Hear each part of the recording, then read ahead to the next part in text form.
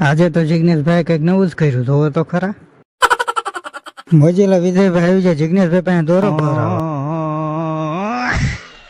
પછી તો જીગભાઈ 5 લાખના ચશ્મા પહેર્યા. ત્યાં તો માણસોના ટોળે ટોળા વળી ગયા. लेकिन ये साला कर क्या रहा है यहाँ पे?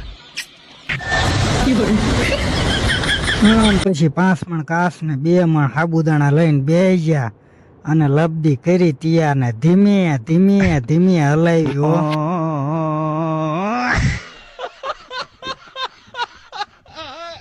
પછી તો દોરાના સરખે સરખા ભરી દીધા હો.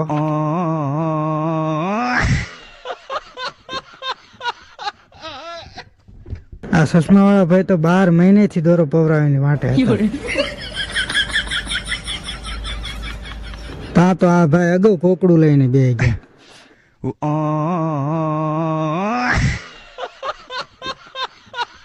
ત્યાં તો મોજીલા વિજયભાઈ કે મારે 2 કિલો દોરો પાવો, 2 કિલો. પછી તો મનસુખભાઈ 10 કિલો કલર આપ્યો જીગભાને.